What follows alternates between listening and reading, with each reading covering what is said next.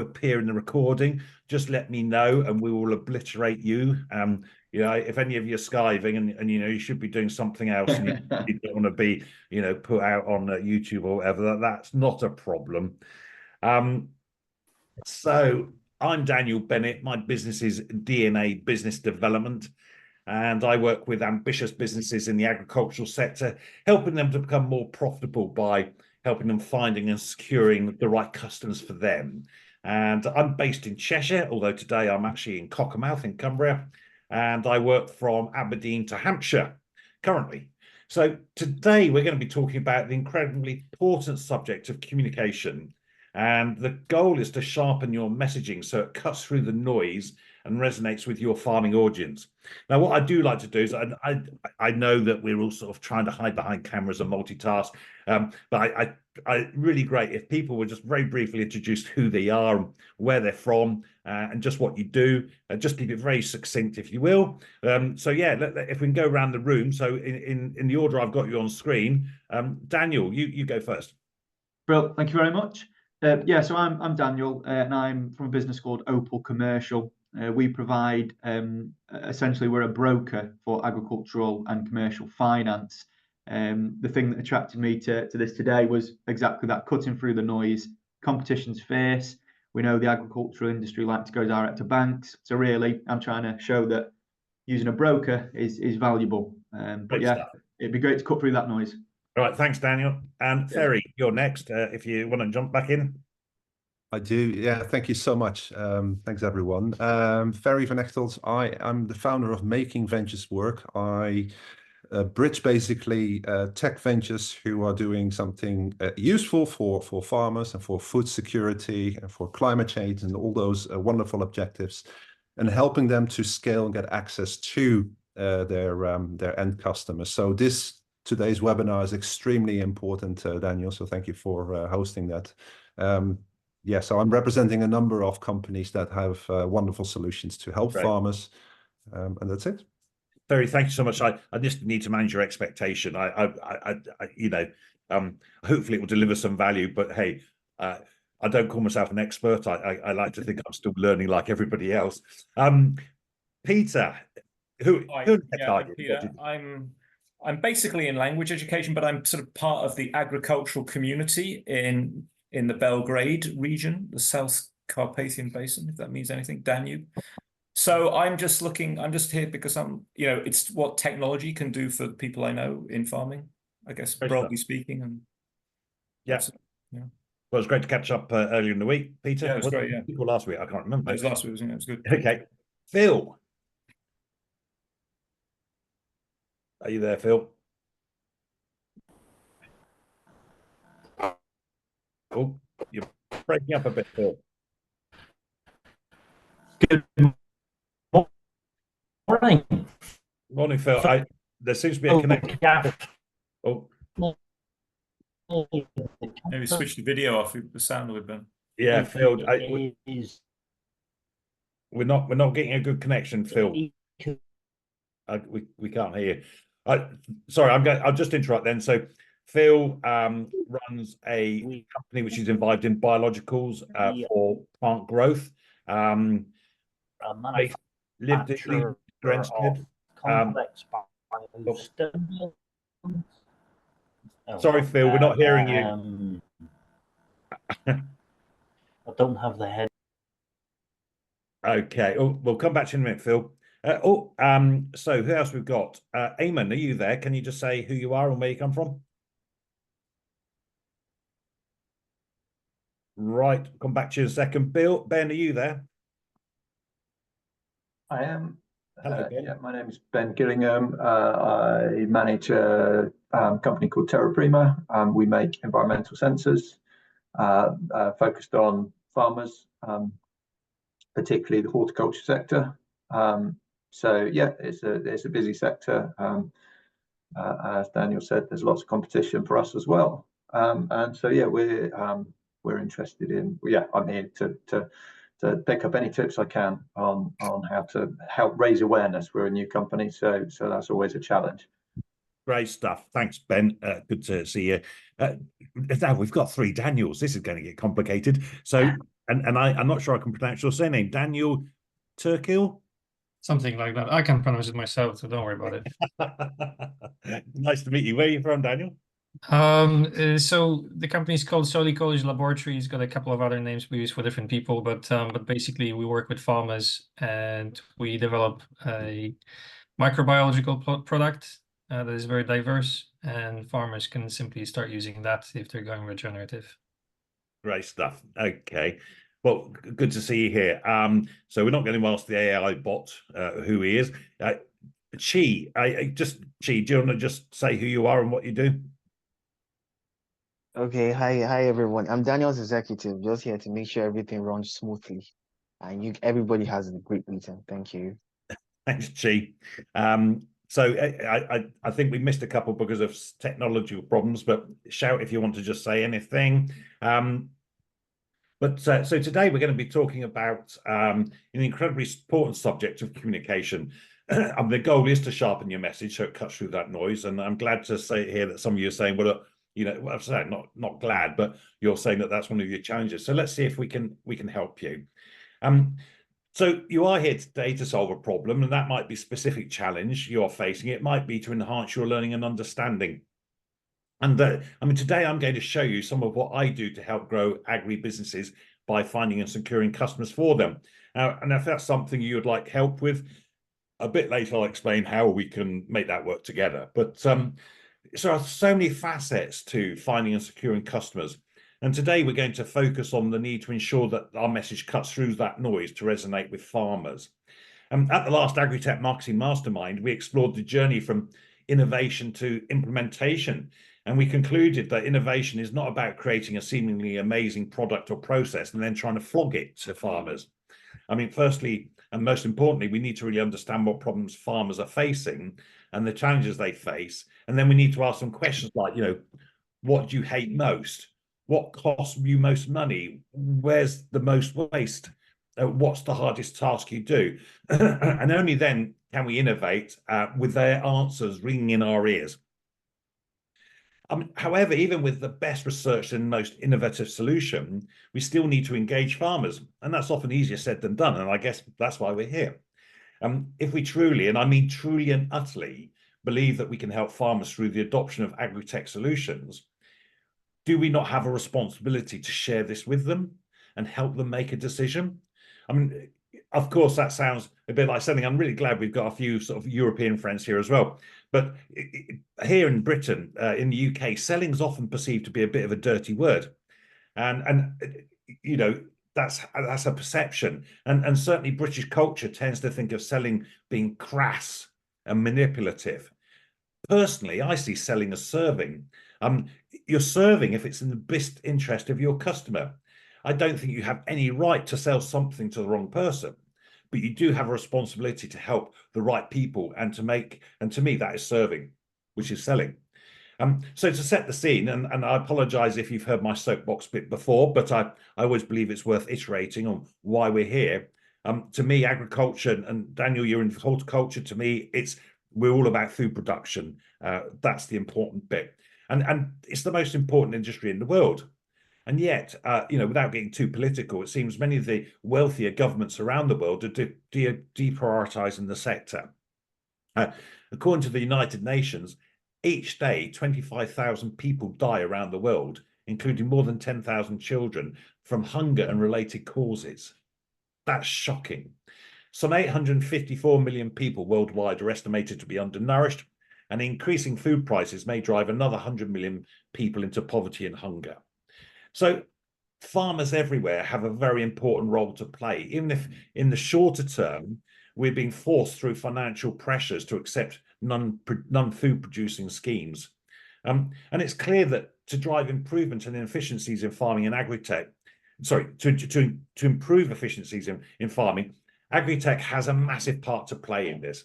Now, it's unlikely a single agri-tech solution is going to revolutionize food production. More likely, it will move the needle by 1 degree.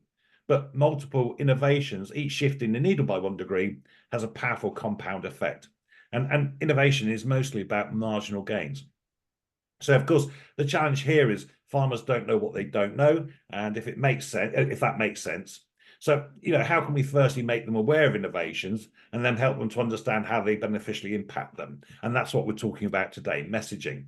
And so I've told this story before, but if you ask farmers in the 1880s what would help them plough more land, they would have probably said more horses. A set of horses could plough an acre per day. They had no concept back then, 100 years later, a tractor would be able to plough an acre in about 20 minutes. But as Martin Beardsill pointed out a couple of masterminds ago, back in the 1800s, farmers couldn't imagine not ploughing. And ploughing is now not something considered essential because we have direct drilling and minimal cultivation techniques. And of course, the other thing is land's not ploughed now because we've been told to plant bird seed mixes on it and such like. Dread the thought. Anyway, so that's why it's important to fully understand farmers' needs, pain points, and motivations. Understanding this means we are in the best possible position to help them. So very quick overview of the event. The concept behind the Agri-Tech Marketing Mastermind is to share ideas. Let's get creative, explore what's worked and not worked for ourselves. This is an interactive session. I have a reputation for bullying people to contribute. I don't really apologize for that. So if you're not in your pajamas, please be great to have your cameras on. But we're keeping this informal. It's not about me doing death by PowerPoint. Actually, I'm going to break my rule once today, so I have got one slide.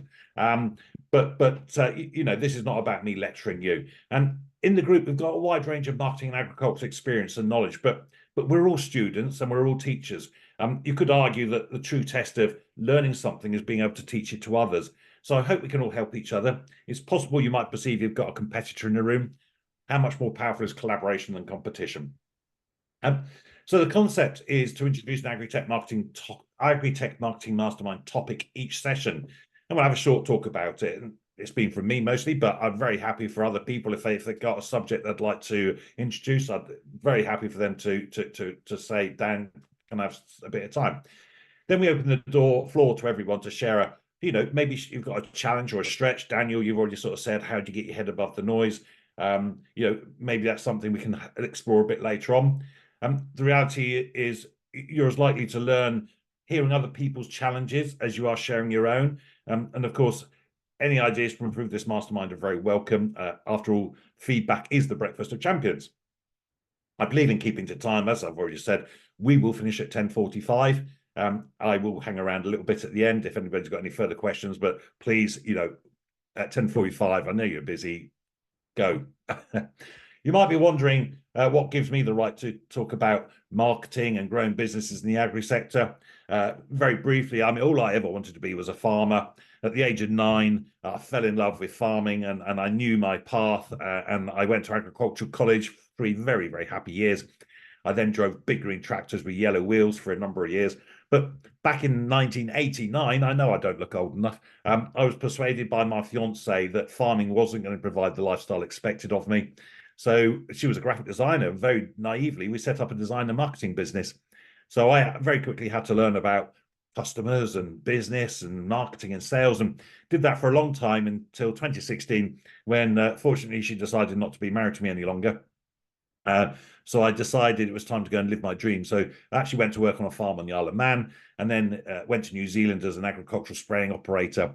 On my return, whilst I worked on a farm in the UK for a short while, I've forgotten how cold and wet it is in the winters here, and I realised I could blend my experience with business with my love for farming and food production. So I bring all that knowledge into what I do now, and love doing it. So, in that time when I was design marketing, we worked for some quite technical type businesses, things like design and manufacture of bend restrictors for towing oil rigs into place, things like LED lighting solutions, all types of clients over a sort of 26-year period. So today is about sharpening your message, cutting through the noise to resonate with farmers. And first thing, we've got to know who our audience is, know your farmer. Farmers are diverse, but they share common values. They value practicality, reliability, and they want results. Often straight talking and to the point. A spade is a spade. They're experts in their field, and they respect those who respect their knowledge. And of course, farmers have to be a bit of everything, don't they? From animal experts through to machinery operators, mechanics, agronomists. It's such a broad range of knowledge required. We need to speak their language and understand their world and build trust. And farmers are probably the best bullshit detectors there are. So don't do it. However, and sorry, because I'm a bit of a farmer, my language slips occasionally. Apologies for that. However, there are a broad range of farming personas, and as from the traditionalists right the way through to those who are highly progressive and technology driven. I mean, we should recognise where our customer avatar sits within the technology adoption curve. We talk about the curve. We start with innovators, and we then get into early adopters. We then get into the early majority.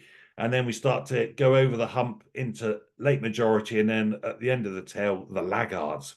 And because we're in the agri-tech sector or the tech sector, it's likely our audience is going to be more of the innovators and early adopters and probably the early majority as well. So be clear what your customer avatar is. If you try to speak to everyone, it's likely no one's going to hear you. So let's be clear who we're talking to, and let's make sure, firstly, our message is really with them in mind. And we should recognise, however strong and well-crafted our message is, farmers are bombarded with information daily, whether that's through traditional media, personal connections, and of course, social media. And to cap it all off, farmers face the daily challenges of market pricing fluctuations, that's whether they're buying or selling, and of course the weather. So we're going to have to work really hard to capture that bit of space in their minds if we're going to progress a relationship. And it's probably appropriate to mention marketing channel, mention the channels as well. Is our message more important than the communication channel we use, or vice versa? The reality is one doesn't work without the other. The right message in the wrong place is no better or worse than the wrong message in the right place. You do need to be where your audience are, for sure. And then once you're in the right place, you can start to then look at how you refine your messaging. Excuse me. So let's have a little think about crafting your message. We're told that moving away from pain is something like 75% more motivational than moving towards pleasure. So, using the answer to our previous questions, what do you hate most? What costs most money? Where is the most waste? What is the hardest task? These are the pain points, or this is what's going to highlight the pain points that our farmers are suffering from. So, I mean, highlighting a pain point and showing how you can move farmers away from it by aligning your solution to their problem will have a bigger impact than simply saying how wonderful you are. Now, perceptions are reality. I mean, you might be wondering what the bleeding heck I'm going on about now. How you think you're perceived and how you'd like to be perceived and how you are perceived, I think are three very different things. And it's very easy for each of us to portray our perceptions onto our audience, and for their perception to be something quite different to how we see it, especially when we really haven't understood their challenges and problems. We all look at things from a different perspective, and just very quickly share a slide with you. I'm sure you've all seen this sort of thing before. The quick, assume you can all see it. What do you see? Maybe have a little wave if you can see an old woman. Wave your hand, or if you can see a young girl. So what we're saying is we all look at things very differently, and there are two distinct images there. Maybe can anyone see both of them? But so the message is you've got to look from your audience's perspective. No, just stop sharing.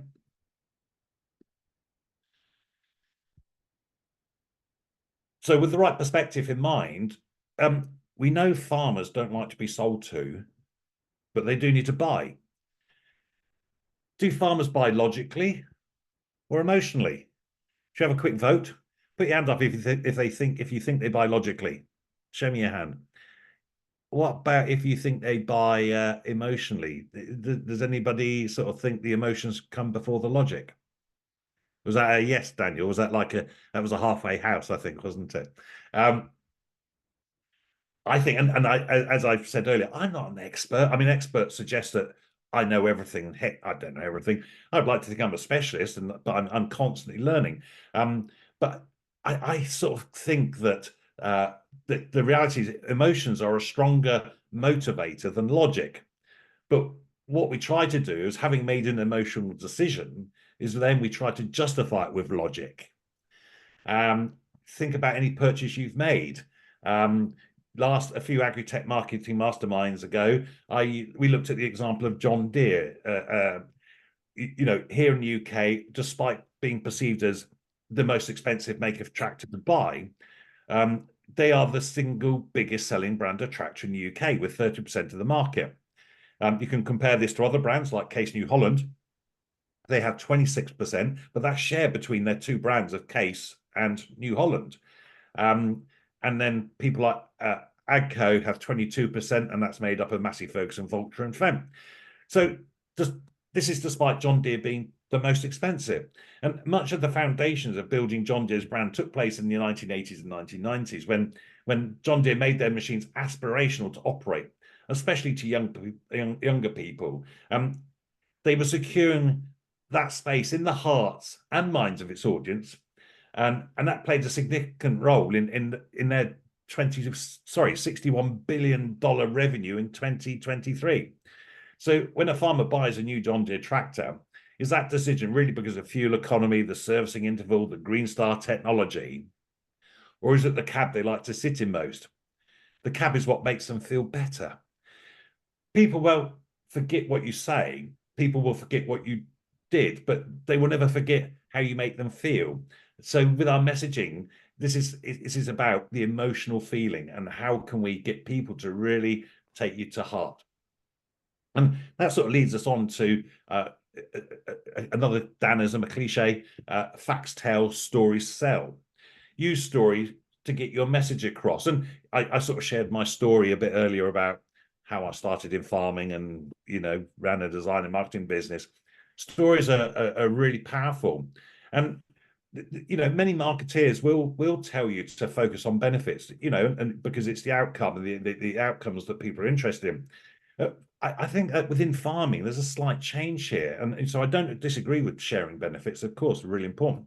But our farming audience is a bit different.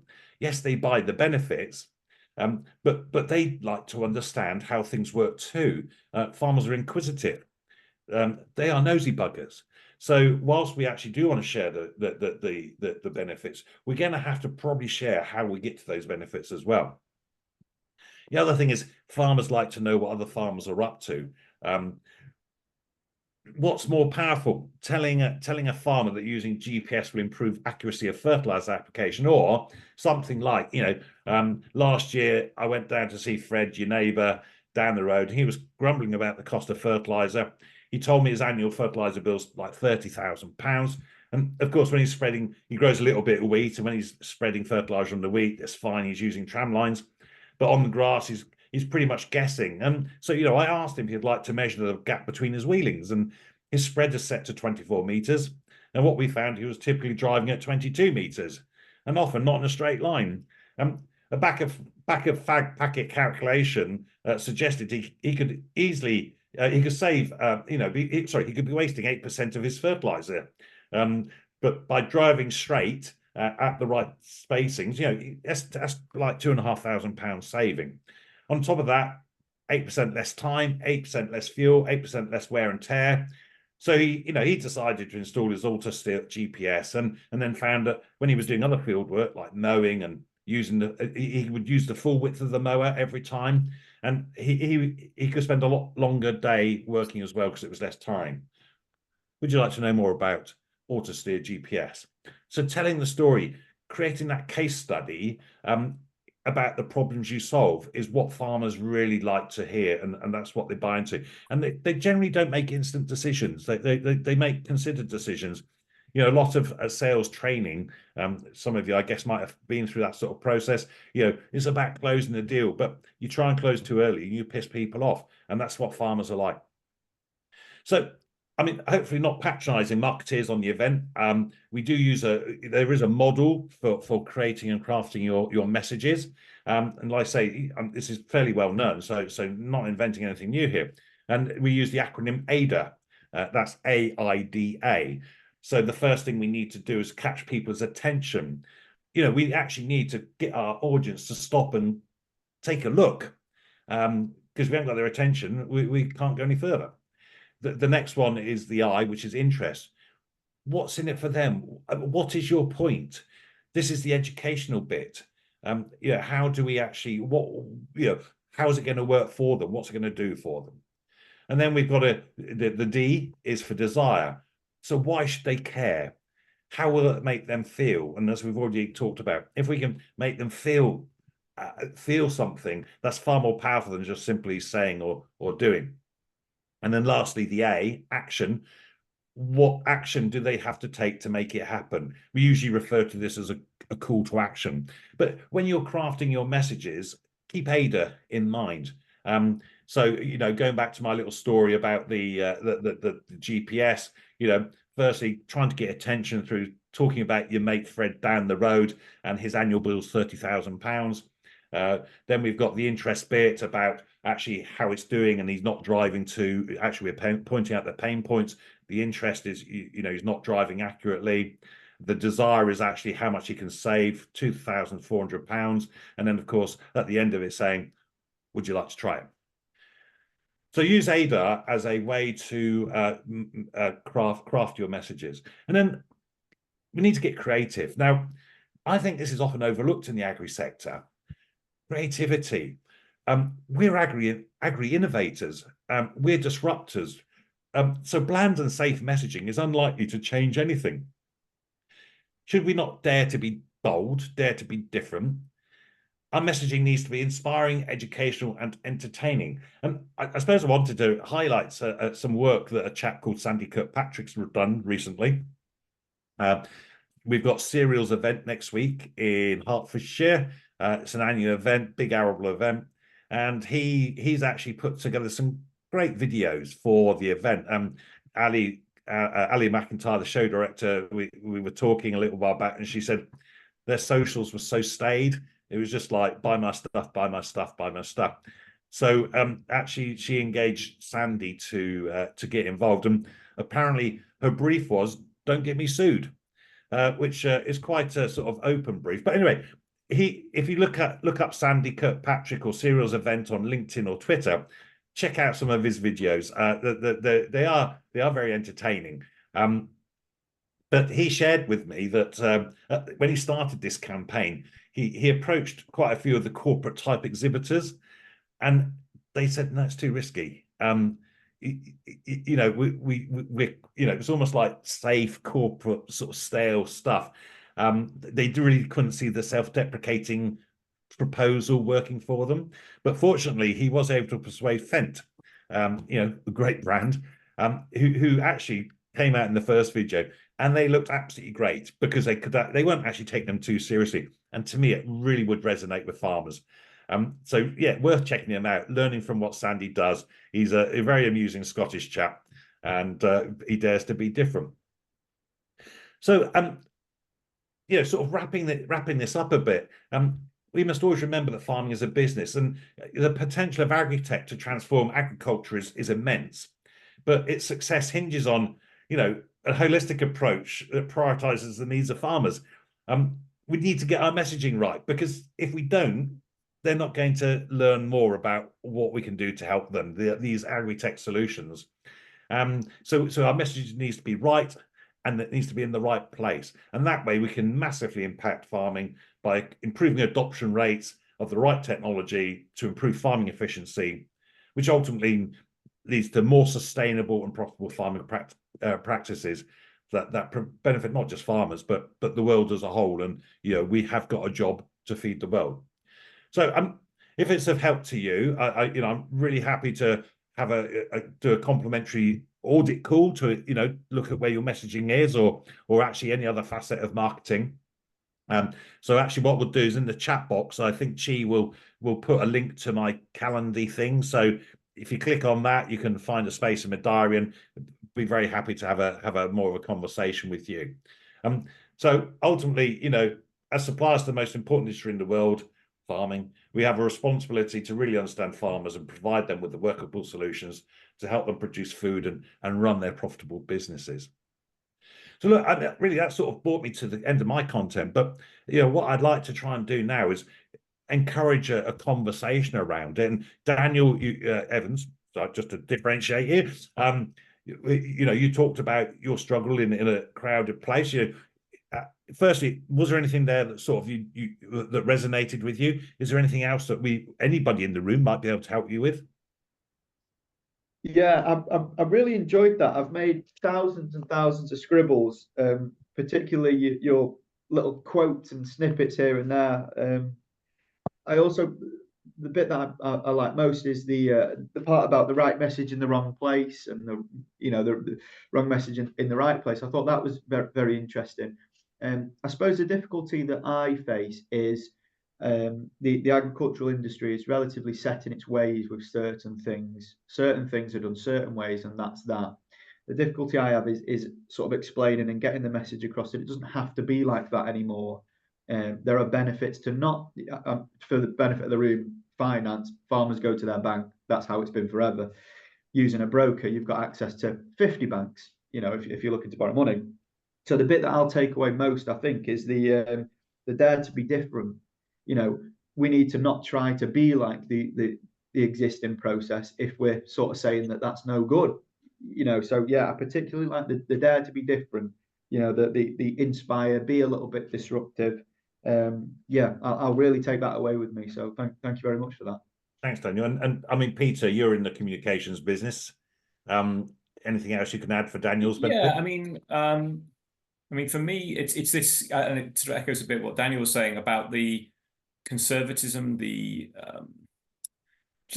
people are reserved, people are reluctant to take on new ideas, you know. So it's, I mean, that's what you expect in a way from a farming community, but it's also how do you best reach them, you know, with new ideas.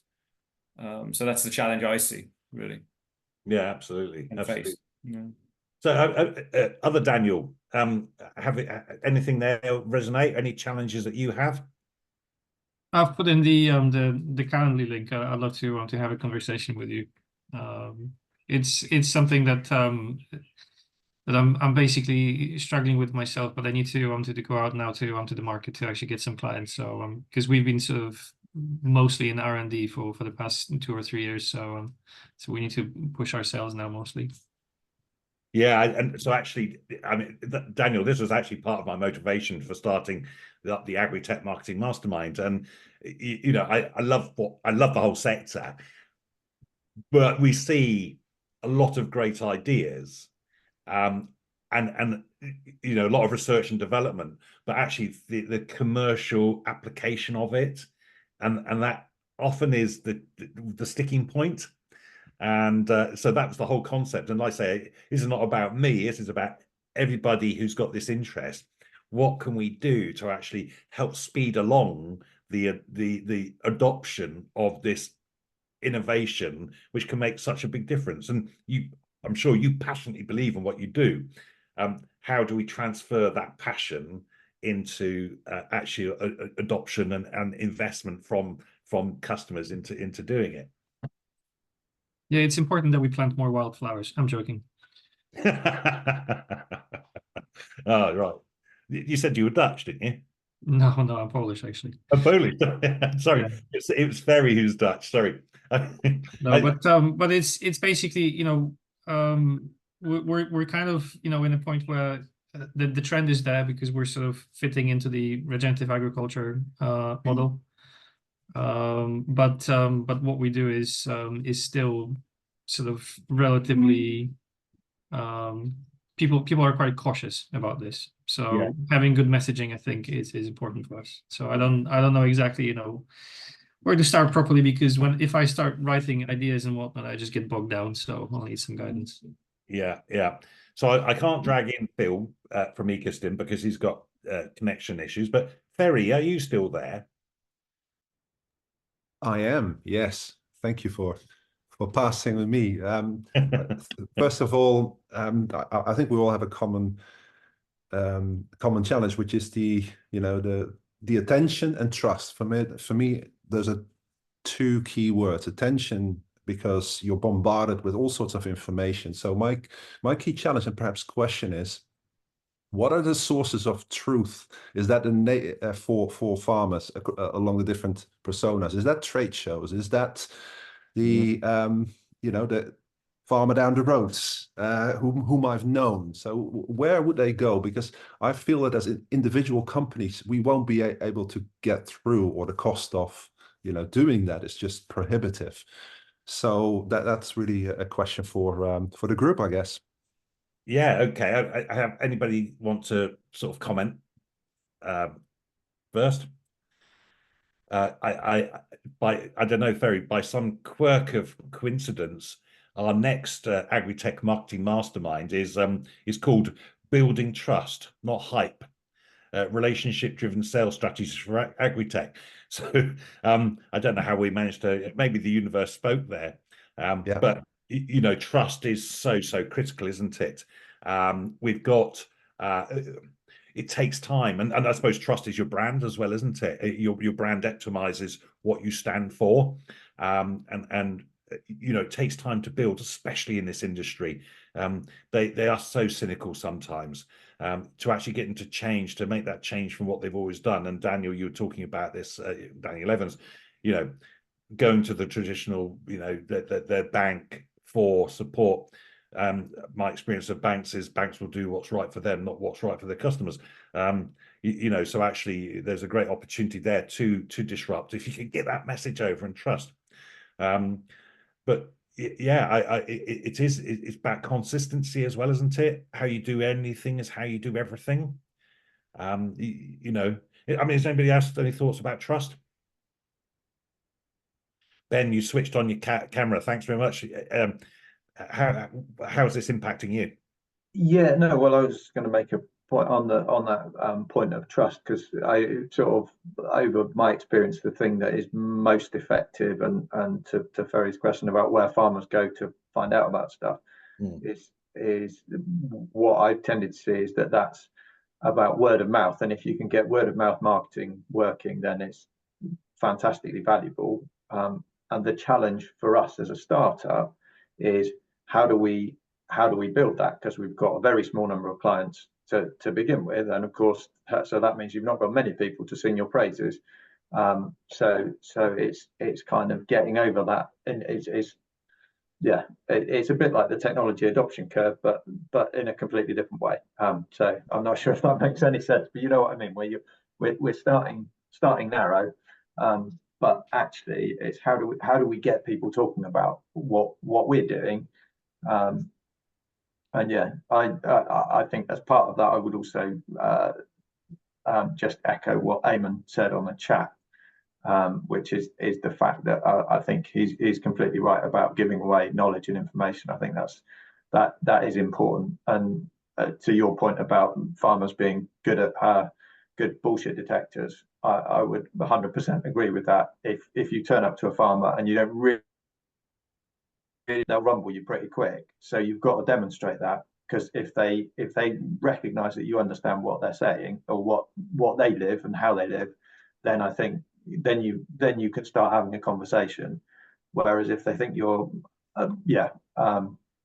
some guy from London who's turned up with a bright idea, then it's going to be a struggle. But our big challenge is how do we sort of spread the message a bit more widely. And I'm never quite sure. Exactly the same thing as Ferry. I'm never sure what the right channel is. And as you say, Daniel, right message, wrong channel. And yeah, maybe there's lots of channels. Who knows? Yeah. Well, there are, obviously, but yeah.